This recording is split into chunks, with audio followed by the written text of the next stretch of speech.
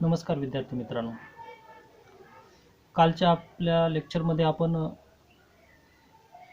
ज्या भागाची माहिती पाहिली तो भाग म्हणजे आर्य समाज हा पूर्णपणे त्याची माहिती पूर्णपणे बघितली. या पिरियडमध्ये आपण नवीन प्रकरणाला सुरुवात करत आहोत. ते प्रकरण म्हणजे भारतीय राष्ट्रीय काँग्रेस प्रकरण क्रमांक 3. आणि भारतीय राष्ट्रीय काँग्रेस या घटकाची किंवा या प्रकरणाची माहिती पाहण्या अगोदर आपल्याला काही त्यापूर्वीच्या म्हणजे त्याच्यामध्ये जे काही 4 पॉईंट आहेत, वेगवेगळे भाग केलेले आहेत या प्रकरणामध्ये, त्या पूर्ण 4 भागाची माहिती पाहिजे. तर सर्वप्रथम आपण हे 4 भाग कोणकोणते आहेत हे थोडक्यात अगोदर लक्षात घेऊ. त्यामध्ये सर्वप्रथम भारतीय राष्ट्रीय काँग्रेसच्या या घटकामध्ये प्रारंभीच्या काही संघटना म्हणजे भारतीय राष्ट्रीय काँग्रेस 28 डिसेंबर 1885 मध्ये निर्माण झालेली भारतीय राष्ट्रीय काँग्रेस या संघटने अगोदर ज्या भारतामध्ये संघटना होत्या त्याची माहिती पाहिजे. त्याच्यानंतर ब नंबरचा पॉईंट आहे, अ नंबरचा प्रारंभीच्या संघटना, ब चा आहे राष्ट्रवादाचा उदय. राष्ट्रवाद भारतामध्ये कशा पद्धतीने उदयास आला याची माहिती पाहिजे.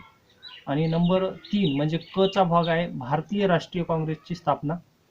म्हणजे आपल्या ज्या प्रकरणाचं नाव आहे त्या प्रकरणाची माहिती, नावाचा प्रारंभ तेव्हापासून होतो, तिसऱ्या घटकापासून. आणि त्याच्यानंतर ड चा आहे मवाळ कालखंड किंवा मवाळ टप्पा. त्यामध्ये मवाळ कालखंडामधले नेते किंवा त्या ठिकाणचे जे पुढारी व्यक्ती होते ते दादाभाई नौरोजी, फिरोजशाह मेहता, महादेव गोविंद रानडे, गोपाळकृष्ण गोखले या 4 व्यक्तीची, मवाळ नेत्यांची माहिती पाहिजे. म्हणजे हे प्रकरण घटक क्रमांक 3 भारतीय राष्ट्रीय काँग्रेस हे आपण रूपरेखा पाहिली. तर आजच्या आपल्या पिरियडमध्ये आपण पहिला पॉईंट म्हणजेच प्रारंभीच्या संघटना, भारतीय राष्ट्रीय काँग्रेस जी स्थापन झाली त्याच्या अगोदरच्या कोणकोणत्या भारतात संघटना होत्या या संघटनेची माहिती पाहिजे. तर सर्वप्रथम आपण विचार करताना भारतीय राष्ट्रीय काँग्रेस या संघटने अगोदर ज्या संघटना भारतामध्ये निर्माण झाल्या त्यामध्ये प्रामुख्याने बंगाल असेल, महाराष्ट्र असेल आणि मद्रास या 3 प्रांतामध्ये वेगवेगळ्या संघटना निर्माण झाल्या.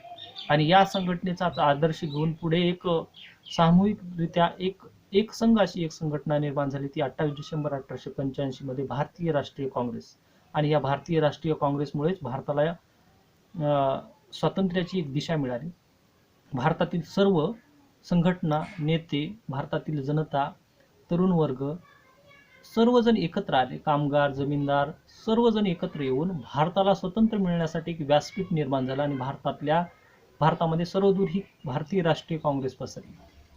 आणि या संघटनेच्या माध्यमातून भारतीय स्वातंत्र्य लढ्याची एक प्रेरणा आणि भारतीय स्वातंत्र्य लढ्याची एक वाटचाल सुरू झाली. म्हणून आपल्या या सिलेबसमध्ये भारतीय राष्ट्रीय काँग्रेस 28 डिसेंबर 1885 मध्ये झालेल्या भारतीय राष्ट्रीय काँग्रेसची माहिती पाहिजे. मग ह्या संघटने अगोदर कशा पद्धतीची पार्श्वभूमी होती, म्हणजे बंगाल, महाराष्ट्र आणि मद्रासमध्ये या संघटने अगोदर काही संघटना होत्या, त्या संघटना कोणकोणत्या होत्या त्याच्याबद्दल माहिती पाहिजे. तर सर्वप्रथम आपण बंगालचा प्रदेश, बंगालचा हा सुपीक प्रदेश, सुपीक जमीन असणारा, त्याचबरोबर सर्वगुण संपन्न असा प्रदेश, त्याचबरोबर या प्रदेशात विद्वान लोक सुद्धा होते. अशा क्षेत्रामध्ये बंगालच्या परिसरामध्ये, बंगालच्या भागामध्ये विविध राजकीय संघटना तत्कालीन स्थितीमध्ये वेगवेगळ्या नावारूपाला आल्या. तर बंगाल या प्रांतातील राजकीय संघटना कोणत्या होत्या हे आपण पाहण्यास सुरुवात करणार. म्हणजे हे भारतीय राष्ट्रीय काँग्रेस सुरू होण्या अगोदरच्या प्रारंभीच्या संघटना कोणत्या होत्या. अ नंबरचा घटक आहे प्रारंभीच्या संघटना, त्यामधला आपण नंबर अ बंगाल या प्रांतातील संघटना आपण पाहणार आहोत. सर्वप्रथम आपण बंगाल प्रांतातील राजकीय संघटना कशा पद्धतीने उदयास आल्या त्याच्याबद्दल माहिती पाहू. भारतातील पहिली राजकीय संघटना म्हणून 1836 मध्ये नावारूपाला म्हणजे संघटनेचा एक सुरुवात झाली संघटना.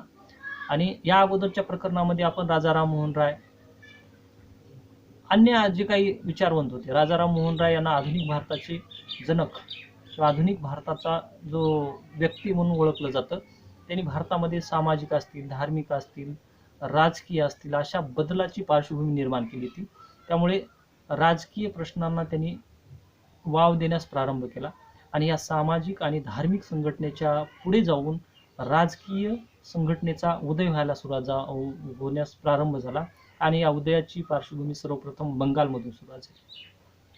तत्कालीन स्थितीमध्ये ब्रिटिशांनी केलेल्या विविध कायदे असतील, त्याचे नियम असतील, त्याची अंमलबजावणी असतील, कशा पद्धतीने करत आहे या सर्व बाबीची मांडणी तत्कालीन स्थितीमध्ये या वैचारिक क्षमता असणाऱ्या लोकांनी समाजापुढे मांडण्याचा प्रयत्न केला आणि ह्या कायदे आणि जे काही नियम असतील ते भारतीयासाठी कसे हितकारक आहेत किंवा अहितकारक आहेत ह्या गोष्टी मांडण्यासाठी सुद्धा एक व्यासपीठ असावं म्हणून बंगालमध्ये वेगवेगळ्या राजकीय संघटनाची निर्मिती झाली. आणि ह्या राजकीय संघटना निर्माण करण्याचं कारण काय होतं तर भारतातील व्यक्ती विविध त्यांचे प्रश्न असतील या प्रश्नाचा शोध घेणे आणि या प्रश्नाची उत्तर ब्रिटिश शासकाकडून म्हणजे जी काही ब्रिटिशांची शासन व्यवस्था होती त्यांच्याकडून याची उत्तर मिळवणं, त्याच्याबरोबरच काही हक्क मागण्या असतील ते पूर्ण करून घेणं यासाठी म्हणून बंगालमध्ये राजकीय संघटनेचं स्वरूप निर्माण झालं. ही पार्श्वभूमी आहे बंगालची पार्श्वभूमी. आणि बंगालमध्ये सर्वप्रथम जे बंगालचा नवाब होता यांच्याकडून सर्व सत्ता ब्रिटिशांनी मिळवून घेतली होती. बंगालवर पूर्ण स्वातंत्र्य हे पूर्ण नियंत्रण हे ब्रिटिशांचं निर्माण झालं होतं. ब्रिटिशांनी राजकीय परिस्थिती स्वतःच्या हाताखाली घेतली होती. व्यवसाय, उद्योगधंदे, व्यापार या सर्व बाबी ब्रिटिशांच्या हातामध्ये आल्या होत्या. मग या ब्रिटिशांना राजकीय पार्श्वभूमी, कर व्यवस्था वसूल करणे, जमिनीवर कर लावणे, त्याच्यानंतर शासन व्यवस्था ठेवण्याचं काम केलं. विविध उद्योगधंदे, व्यापार, कच्चा माल या सर्व बाबीवर त्यांचं नियंत्रण प्रस्थापित झालं. मग त्यावेळेस तत्कालीन स्थितीमध्ये असणारे व्यापारी असतील, जमीनदार असतील यांचे प्रश्न निर्माण झाले. त्यांना प्रश्न जाणू लागले. ब्रिटिशांनी केलेल्या कायदे कानून यांच्यावर बोलण्यासाठी एखादं व्यासपीठ असावं यासाठी म्हणून राजकीय संघटनेची निर्मिती व्हायला प्रारंभ झाला. त्यामध्ये बंगालमध्ये सर्वात प्रथम निर्माण झालेली एक संघटना आहे. म्हणजे बंगालमधल्या संघटना कोणत्या आहेत हे आपण समजून घेऊ. त्याच्यामधली नंबर 1 ची संघटना आहे बंगाल लँड होल्डर्स सोसायटी किंवा जमीनदाराची संघटना म्हणून सुद्धा त्याला ओळखली जाते. नंबर 1 चे. आता या जमीनदाराच्या संघटनेत इसवी सन 1838 मध्ये देवेंद्रनाथ टागोर यांनी आपल्या सहकार्याच्या मदतीने बंगाल आहे, बिहार आहे आणि ओरिसा येथील जमीनदाराच्या अडचणी मांडण्यासाठी संघटनेची निर्मिती केली. आता ह्या जमीनदार वर्ग हा तत्कालीन स्थितीमध्ये हा बंगालचा नवाब होता. या बंगालच्या नवाबाच्या हाताखाली त्यांची सत्ता होती किंवा ती नियंत्रणाखाली होती. पण ब्रिटिश भारतात आल्यानंतर भारतीय सर्व बंगालचा प्रदेश असेल, बिहार आणि ओरिसाचा प्रदेश असेल या सर्व भागावर ब्रिटिशांची सत्ता निर्माण झाली. जमीनदाराकडून किती प्रमाणात कर वसूल करायचा, त्याच्यानंतर कोणत्या मर्यादा टाकायच्या, कराची वसुली कशा पद्धतीने केली जायची या सर्व बाबी बंधनकारी किंवा अटी टाकण्याचं काम ब्रिटिश सरकार तत्कालीन स्थितीमध्ये बंगालच्या जमीनदारावर करायला लागलं. म्हणजे वेगवेगळे पिकं कोणत्या पद्धतीने घ्यायचं, त्या पिकं घेणं हे सक्तीचं करण्यात आलं होतं बंगालमध्ये बरेच पिकं. त्याचबरोबर जमिनीवर कर जास्त प्रमाणात लावला जायचा.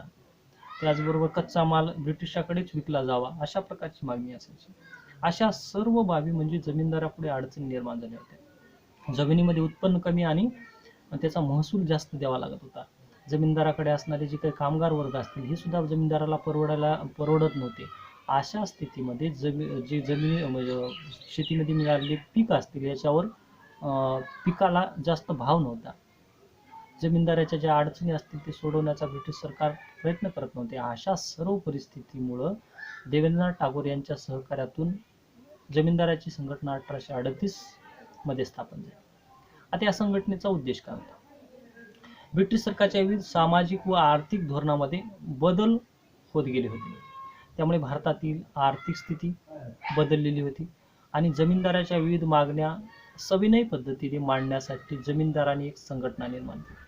आता ही संघटना सनदशीर मार्गाची होती आणि राजकीय पद्धतीने त्याचा अवलंब करण्यात आला. अर्ज विनंत्या करायच्या, शेतसारा कमी करा, दुष्काळ महापूर पडला तर त्याच्या स्थितीमध्ये कर कमी लावा, अशा प्रकारची व्यवस्था तत्कालीन स्थितीमध्ये या जमीनदाराच्या संघटनेने केली. जमीनदाराने आपल्या हिताचे निर्णय घेता यावे यासाठी म्हणून ही राजकीय संघटना निर्माण केली आणि या संघटनेच्या माध्यमातून आपले कार्य पूर्ण करून घेणं आणि ब्रिटिश सरकारची सहानुभूती प्राप्त करणे हा उद्देश जमीनदाराचा होता. जमीनदार हा वर्ग म्हणजे एक श्रीमंत वर्ग म्हणून ओळखला जात होता तत्कालीन स्थितीमध्ये आणि याच्यावर जर अन्याय अत्याचार झाले तर हे बाब म्हणजे ब्रिटिशांना सुद्धा महाग पडणारी होती आणि म्हणून ब्रिटिशांनी सुद्धा या जमीनदाराच्या संघटना केल्यानंतर त्याला सनदशीर मार्गाने केलेल्या अर्ज विनंत्या असतील हे मान्य करायला सुरुवात केली. ही होती बंगालमधील जमीनदाराची संघटना 1838 मध्ये निर्माण झाली. नंबर 1. नंबर 2 ची आहे बंगाल ब्रिटिश इंडिया सोसायटी. आता या बंगाल ब्रिटिश इंडिया सोसायटीची स्थापना 1843 मध्ये झाली. पण त्यापूर्वी बंगाल ब्रिटिश इंडिया या संघटनेचे जे ब्रिटिश व्यक्ती त्या जॉर्ज थॉम्सन यांचा सहभाग होता. त्यांनी 1833 मध्ये ही संघटना बंगालमध्ये स्थापन होण्यापूर्वी म्हणजेच 1833 मध्ये याची प्रमुख शाखा बंगालमध्ये स्थापन करण्यात आली. पण या संघटनेचं मूळ स्थापना 1843 मध्ये झाली. Bengal British India Society. एक ब्रिटिश अधिकारी जॉर्ज थॉम्सन यांनी सुद्धा या संघटनेची निर्मिती सर्वप्रथम 1833 मध्ये केली. पण 1843 मध्ये खऱ्या अर्थाने भारतीयांनी त्याच्यामध्ये सहभाग घ्यायला सुरुवात केली आणि ही भारतीयांसाठी एक संघटना होती.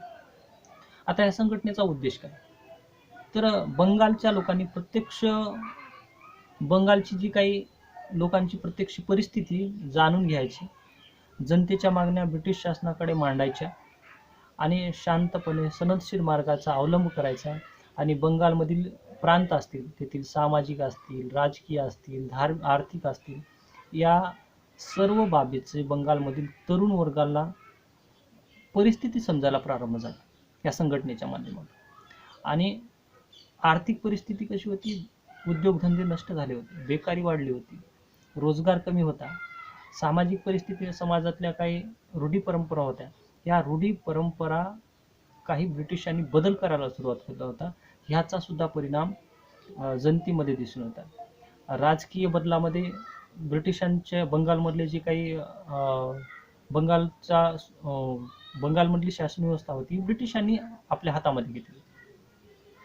जो बंगालमध्ये पारंपरिक आलेली शासन व्यवस्था ही ब्रिटिशांनी हातात घेतल्यानंतर भारतीयाकडे सर्व शासन व्यवस्था आहे.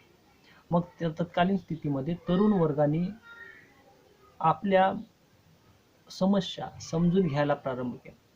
या समस्या कशामुळे निर्माण झाल्या तर ब्रिटिश हे भारतामध्ये व्यापारी म्हणून आले होते, पण त्यांनी स्वतःची एक व्यापार करत करत राजकीय पार्श्वभूमी निर्माण केली आणि व्यापारामध्ये सहभाग वाढवला. व्यापारानंतर राजकीय परिस्थिती निर्माण केली. भारतातील कच्चा माल इंग्लंडमध्ये घेऊन जायला प्रारंभ केला. मसाल्याचे पदार्थ असतील, हातीचे दात असतील, त्याच्यानंतर सुगंधी द्रव्य असतील, या सगळ्याची निर्यात करायला सुरुवात केली. त्याच्यातून जास्त नफा मिळवायला सुरुवात केला. अशा पद्धतीने त्यांनी स्वतःच्या हाताखाली भारताची सर्व बाजारपेठ निर्माण केली. म्हणून भारतामध्ये आर्थिक विषमता निर्माण झाली. जमीनदाराच्या प्रमुख समस्या निर्माण झाल्या. अशा सर्व समस्यावर उपाय करावा म्हणून या बंगाल ब्रिटिश इंडिया सोसायटीची स्थापना झाली आणि या संघटनेचा उद्देश म्हणजे भारतातील सामाजिक, धार्मिक, राजकीय, आर्थिक सर्व परिस्थितीची मांडणी ब्रिटिशापुढे सनदशीर मार्गाने करायचं आणि स्थानिक लोकांना घेऊन त्यामध्ये सहभाग वाढवायचा आणि ब्रिटिशाकडून योग्य ते आपलं मागणी पूर्ण करून घ्यायची. अशा प्रकारचा उद्देश बंगाल ब्रिटिश इंडिया सोसायटी 1843 मध्ये निर्माण झालेल्या या संघटनेचा उद्देश होता. 2 संघटना झाल्या आपल्या. नंबर 1 ची जमीनदाराची संघटना, त्यालाच बंगाल लँड ओनर्स सोसायटी म्हणून म्हणतात, 1838 मध्ये निर्माण झालेली. त्याच्यानंतर नंबर 2 ची बंगाल ब्रिटिश इंडिया सोसायटी 1843 मध्ये निर्माण झालेली ही संघटना. आणि नंबर 3 ची संघटना आहे ती ब्रिटिश इंडियन असोसिएशन. ही संघटना 1851 मध्ये स्थापन झाली. आता ह्या ब्रिटिश इंडियन असोसिएशन ही संघटना 1851 मध्ये रमाकांत देवाने देवेंद्रनाथ टागोर या 2 व्यक्तीच्या पुढाकारातून ही संघटनाचा विस्तार झाला. सर्वप्रथम ही संघटना विस्तार होण्याचं कारण म्हणजे या संघटनेचा विस्तार सर्वप्रथम जमीनदार जमीनदार असोसिएशन व बंगाल ब्रिटिश असोसिएशन या संघटनेच्या विलिनीकरणातून एक नवीन संघटना निर्माण झाली. म्हणजे आपण जी दोन संघटना पूर्वी पाहिल्या त्या दोन संघटना एकत्र येऊन एक नवीन संघटना निर्माण झाली. जमीनदाराची संघटना आणि जी काही ब्रिटिश ब्रिटिश ब्रिटिश तत्कालीन स्थितीमध्ये बंगाल ब्रिटिश इंडियन सोसायटी ही दोन संघटना होत्या. या संघटना एकत्र येऊन तत्कालीन स्थितीमध्ये ब्रिटिश इंडियन सोसायटी निर्माण झाली. आणि ही संघटना निर्माण झाल्यानंतर या दोनही संघटनेचे सर्व सदस्य अगोदरच्या ब्रिटिश इंडियन असोसिएशन मध्ये 1851 मध्ये रमाकांत देव आणि देवेंद्रनाथ टागोर यांच्या सहकार्यातून एकत्र आले आणि एक नवीन संघटना उदयास आली. आता या संघटनेचा उद्देश काय होता? तर तत्कालीन स्थितीमध्ये भारतीय समाजात जनमानसामध्ये विविध प्रश्नाचा विचार करून त्यामध्ये सामान्य वर्गाचे प्रश्न असतील ते प्रश्न कोणकोणते आहेत आणि ते विचार मांडणं आणि सर्वप्रथम भारतीयांना एकत्र बांधून ठेवणं ही राजकीय संघटना काम करते. सर्व लोकांना एकत्र करून आपले प्रश्न मांडण्यासाठी व्यासपीठ निर्माण वेगवेगळ्या संघटनेच्या माध्यमातून न करता एका संघटनेच्या माध्यमातून करण्यासाठी प्रारंभ झाला. आता या संघटनेमध्ये भारतीय प्रश्नाचा विचार व इंग्रज प्रशासनातील विविध प्रशासकीय बदल. आता भारतीयाचा प्रश्न तर समजून घ्यायचंच, त्याबरोबर प्रशासनामध्ये ब्रिटिश शासनाने कोणकोणते बदल केले पाहिजे हे सुद्धा मांडण्याचं काम केलं. आणि या संघटनेच्या माध्यमातूनच भारतीयांच्या समस्यातूनच एक राष्ट्रवादी विचारसरणीला प्रेरणा मिळाली. म्हणजे राष्ट्रवाद म्हणजे काय? आपल्या भारताची जी काही आत्मीयता बाळगणारी जी व्यक्ती किंवा समुदाय असेल याची निर्मिती व्हायला सुरुवात झाली. याच्यानंतरचा घटक क्रमांक 2 राष्ट्रवादाचा उदय आपल्याला आहे, ब नंबरचा पॉईंट आहे. त्याच्यामध्ये आपण पूर्ण माहिती पाहणार आहोत. म्हणजे या संघटनेच्या माध्यमातून सर्व जाती धर्मातील लोक एकत्र यायला सुरुवात झाला आणि ब्रिटिश इंडियन सोसायटी 1851 मध्ये स्थापन झालेल्या या संघटनेच्या माध्यमातून सर्व लोक एकत्र आले आणि त्यांनी ब्रिटिश पार्लमेंटमध्ये 1853 मध्ये सनदी कायदा, ज्या कायद्याच्या अंतर्गत त्यांनी बाबी काही मांडल्या. ब्रिटिश पार्लमेंटमध्ये 1853 मध्ये एक सनदी कायदा आला. त्याच्यामध्ये कोणत्या गोष्टीचा सहभाग असावा असं ब्रिटिश इंडिया असोसिएशनला वाटत होतं, त्या गोष्टी आपण पाहणार आहोत. तर त्यांनी लोकसहभाग असणाऱ्या स्वतंत्र कायदे मंडळाची स्थापना करण्यात यावी व त्यातील सर्व सदस्य वाढवण्यात यावे. म्हणजे लोकसहभाग असणारी एक स्वतंत्र कायदे मंडळ, भारतीयांचे कायदे करायचे असतं तर भारतीय लोकांचा सहभाग असावा असं एक कायदे मंडळ असावं, अशा प्रकारची मांडणी तत्कालीन स्थितीमध्ये या ब्रिटिश इंडियन असोसिएशनने केली. भारतामध्ये तुम्ही न्यायव्यवस्था कायदे करता, वेगवेगळे कायदे करता, त्यावेळेस भारतीयांचा सहभाग त्यामध्ये असावा अशी मांडणी करण्यात आली. त्याचबरोबर नंबर 2चं न्यायविषयक अधिकार कार्यकारी मंडळापासून स्वतंत्र ठेवणे. तर न्याय करायचा तर कार्यकारी मंडळ आहे याच्यापासून स्वतंत्र ठेवण्यात यावे, त्याची वेगवेगळी विभागणी करावी, कार्य करणारे वेगळं आणि न्याय व्यवस्था वेगळी असावी असं सुद्धा मत त्यांनी मांडलं. त्याबरोबर भारतामध्ये इंग्लंडमधून भारतात येणारे जे काही ब्रिटिश अधिकारी आहेत यांचा जो पगार आहे तो भारतातल्या खजिन्यापासून दिला जातो, म्हणजे भारताच्या तिजोरीमधून दिला जातो, तो देऊ नये आणि तो दिला तरी कमी प्रमाणात दिला जावा आणि त्याला ज्याचा उत्पन्नाचं साधन म्हणजे त्यांचे ब्रिटिशांचे उत्पन्नाचं साधन हे भारतीय महसूल होता किंवा भारतातला कर होता, हा सर्व त्याचा जे काय उच्च अधिकाऱ्याच्या वेतनात काय केलं पाहिजे, कपात केली पाहिजे. जास्त वेतन त्यांना देऊ नका, कमी द्या.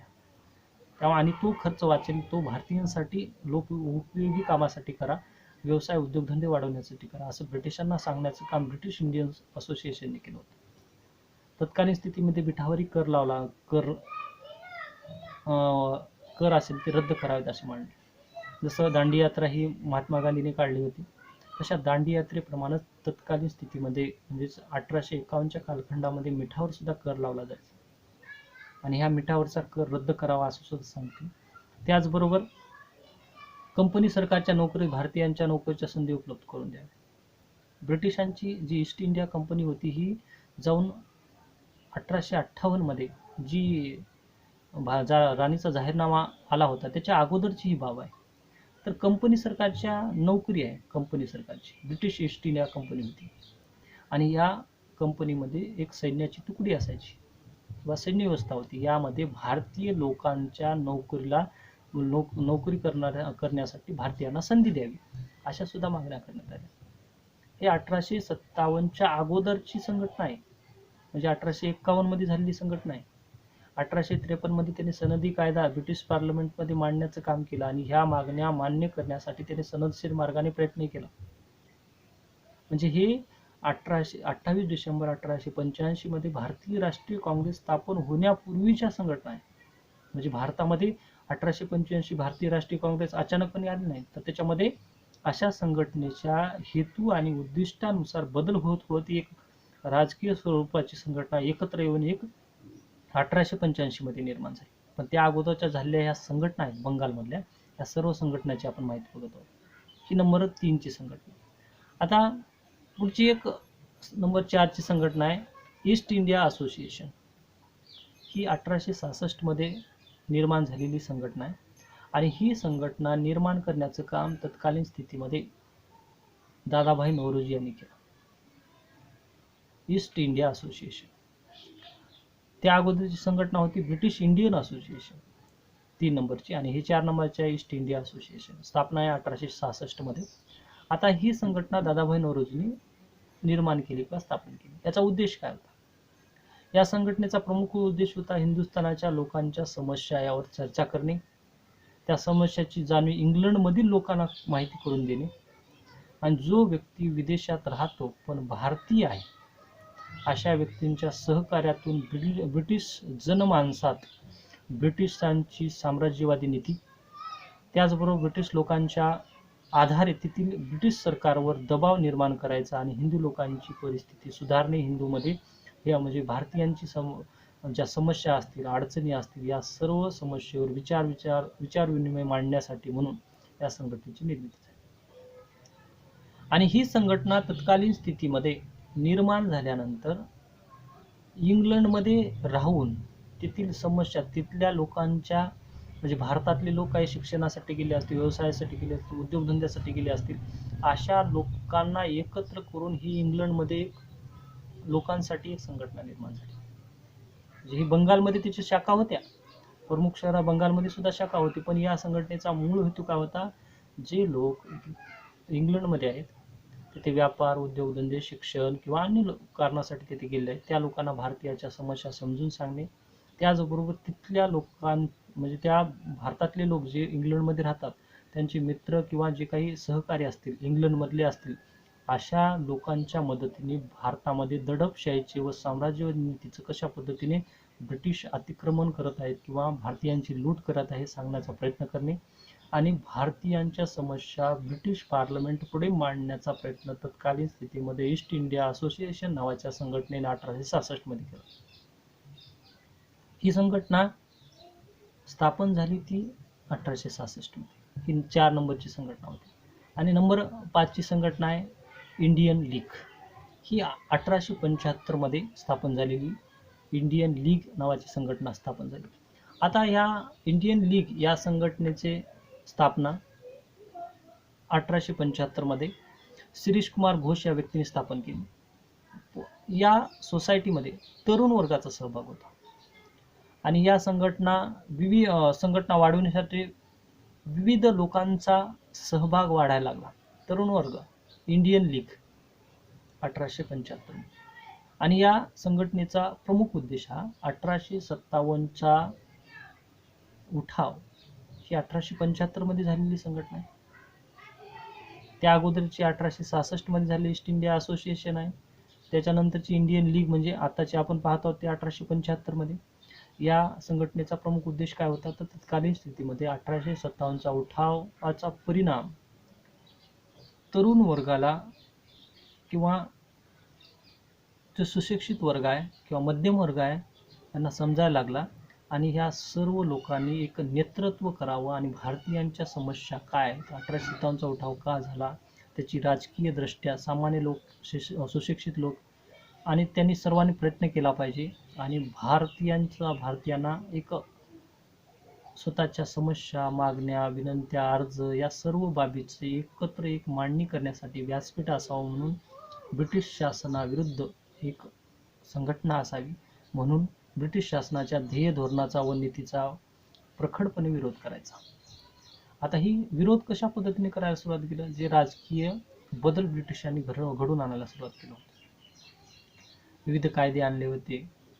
त्याच्यामध्ये जमिनीबद्दल वेगळे कायदे, त्याच्यानंतर राजद्रोहाचे खटले असतील, हिलबर्ट बिल असेल, वेगवेगळे सामाजिक कायदे असतील, अशा सर्व परिस्थितीमुळे सामान्य लोक किंवा तरुण वर्ग यांना त्या समस्या मांडता याव्या, त्या समजून घेता याव्या, यासाठी म्हणून एक ध्येय धोरण असणारी एक नीती वापरण्यासाठी एक इंडियन लीग 1875 मध्ये शिरीष कुमार घोष या व्यक्तीने, म्हणजे या तरुण व्यक्तीने सर्व तरुणांना सहभाग वाढवून आपले प्रश्न मांडण्यासाठी एक व्यासपीठ निर्माण केले. त्याच्यानंतरची एक संघटना आहे ती म्हणजे इंडियन असोसिएशन. आता ही इंडियन असोसिएशन ही संघटना 1876 मध्ये स्थापन झाली.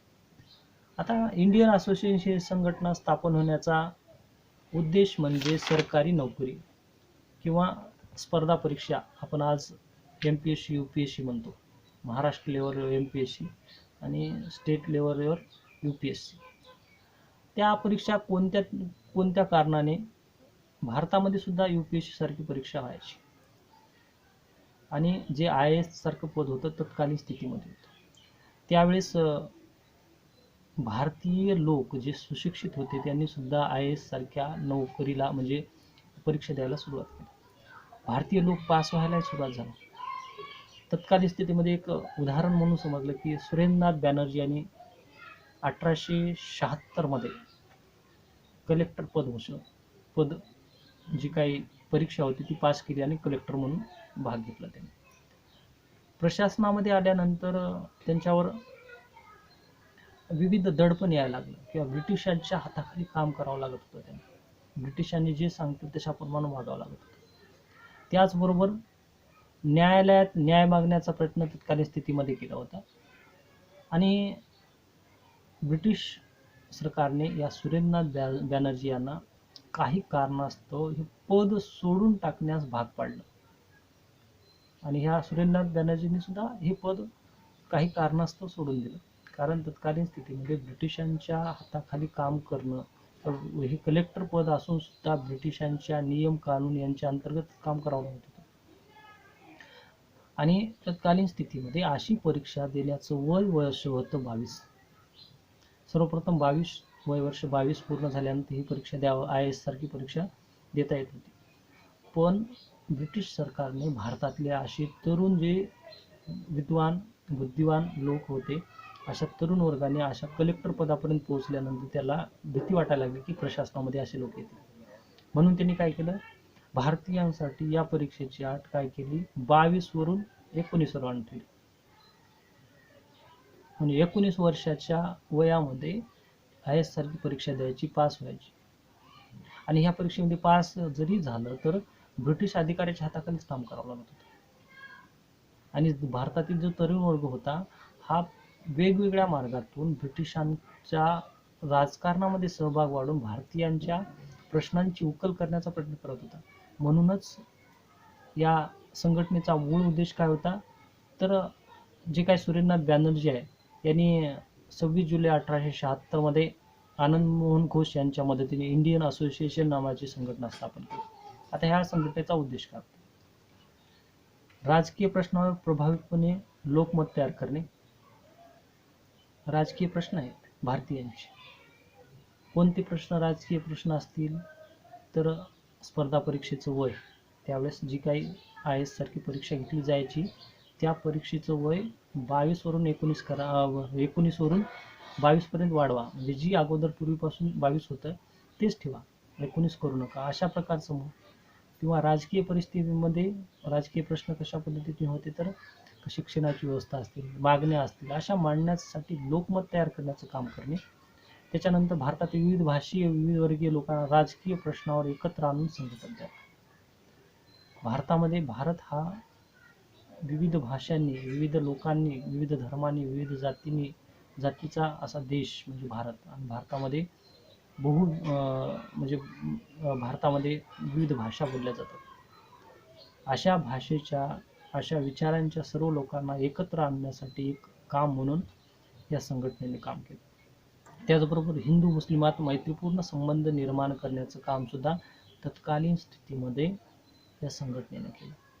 आणि ही संघटना ही राजकीय असेल, त्यानंतर हिंदू मुस्लिमामध्ये समानता निर्माण करण्याचं काम असेल, त्याचबरोबर विविध प्रांत आणि भाषा हे मिटवून एकत्र आणण्याचा प्रयत्न केला, त्याचबरोबर सार्वजनिक चळवळी निर्माण करून सामान्य जनतेस सामील केले. सार्वजनिक ज्या चळवळी होत्या, जसं आपण अगोदर ब्राह्मण समाज, सत्यशोधक समाज, त्याच्यानंतर प्रार्थना समाज, आर्य समाज या संघटना होत्या. अशा पद्धतीच्या संघटनेच्या माध्यमातून आपण काय करतो हे मांडण्याचं काम तत्कालीन स्थितीमध्ये या संघटनेच्या माध्यमातून झालं. आता या संघटनेने कोणकोणते काम केलं किंवा कार्य करायला सुरुवात केली, तर सिव्हिल सर्व्हिस प्रश्नावर जनमत निर्माण केलं की भारतीय लोक जर ब्रिटिश शासकाच्या राज्यकारभारामध्ये भाग घेण्यासाठी जात असतील किंवा एखादी परीक्षा पास होऊन जात असेल, तर त्यावेळेस त्यांच्या वय 19 कमी करण्यात आलं, 22 वर्षावरून 19 वर्षावर करण्यात आलं. म्हणजेच भारतीयांना सरकारी नोकरीपासून डावळलं जात आहे. ह्या मागण्या प्रखरपणे मांडण्याचं काम, जनजागृती करण्याचं काम तत्कालीन स्थितीमध्ये यांनी केलं. त्याचबरोबर पंजाब व उत्तर प्रदेशात विविध राजकीय दौरे काढले. पंजाबचा तरुण वर्ग असतील किंवा उत्तर प्रदेशात विविध ठिकाणच्या लोकांना सहभाग वाढवायला सुरुवात केली, एक सूत्रात बांधण्याचं काम केलं. त्यानंतर अखिल भारतीय संघटनेचा विचार सुरू झाला. एकच राजकीय संघटना असावी अशा संघटनेचं स्वरूप 1876 मध्ये निर्माण झालं. 1876 पर्यंतची जी 76 मध्ये झाली ही संघटना म्हणजे भारतीय राष्ट्रीय काँग्रेसला एकत्र आणण्यासाठी केलेला हा प्रयत्न होता. त्याच्यानंतर व्हर्नाक्युलर प्रेस ॲक्ट म्हणजे वृत्तपत्रावर बंदी आणली होती, त्याच्याबद्दल जनजागृती करायला सुरुवात केली. इल्बर्ट बिल आणलं होतं, म्हणजे जे काही एखादा ब्रिटिश शासक असेल, ब्रिटिश अधिकारी असेल, याच्याविरुद्ध भारतीयांनी खटला दाखल करणे, त्याच्यावर न्यायनिवाडा मागणं, अशा प्रकारचे प्रश्न मांडण्याचं काम तत्कालीन स्थितीमध्ये इंडियन असोसिएशन नावाच्या 1876 मध्ये स्थापन केलेल्या संघटनेने सुरुवात केली. आता ही संघटना पुढे या 1883 मध्ये यांनी एक इंडियन नॅशनल कॉन्फरन्सचे पहिले अधिवेशन सुद्धा घेतलं. या अधिवेशनाचा मूळ हेतू काय होता? भारतातील सर्व लोक, सर्व बोलीभाषेचे लोक एकत्र आले पाहिजे, सर्वांचे प्रश्न मांडले पाहिजे. त्याचबरोबर त्यांनी वृत्तपत्रावरील कायदे किंवा न्यायालयीन प्रकरणं असतील, हे आपले प्रश्न मांडण्याचं काम केलं पाहिजे, असे सुद्धा प्रश्न मांडण्यात आले. त्याचबरोबर 1886 मध्ये इंडियन नॅशनल काँग्रेसचे 1886 मध्ये इंडियन नॅशनल काँग्रेसमध्ये स्थापना म्हणजे विलिनीकरण झालं. जी ही 1876 मध्ये निर्माण झालेली इंडियन असोसिएशन नावाची संघटना होती, ही संघटना पुढे 1886 मध्ये म्हणजेच 28 डिसेंबर 1885 मध्ये भारतीय राष्ट्रीय काँग्रेस स्थापन झाली. या संघटनेमध्ये विलीन झाली केव्हा? 1886 मध्ये झाली. म्हणजे 1885 मध्ये भारतीय राष्ट्रीय काँग्रेस निर्माण झाल्यानंतर 1 वर्षानंतर ही संघटना पूर्णपणे त्याच्यात विलीन झाली आणि यामध्ये सहभाग वाढवला. आत्तापर्यंतचा आपण जो भाग बघितला तो सर्व भाग म्हणजे भारतातील बंगाल प्रांतातील ह्या राजकीय संघटना आहेत. तर ह्या संघटना प्रभावीपणे तत्कालीन स्थितीमध्ये काम करण्याचं काम केलं गेलं. या संघटनेचा प्रमुख उद्देश हा भारतातील लोकांचा सहभाग, सामाजिक, धार्मिक, राजकीय या सर्व प्रश्नांची उकल करण्यासाठी करण्यात आला होता. तर आत्तापर्यंतचा जो भाग बघितला आपण तो भारतीय राष्ट्रीय काँग्रेस प्रकरण क्रमांक 3 मधला प्रारंभीच्या संघटनामधल्या बंगालमधल्या आपण संघटना पूर्णपणे समजून घेतल्या. तर उद्याच्या भागामध्ये आपण ज्या काही महाराष्ट्र आणि मद्रासमधल्या राजकीय संघटना 1885च्या राष्ट्रीय काँग्रेसच्या अगोदर कोणकोणत्या होत्या या पूर्णपणे माहिती अभ्यासणार आहोत.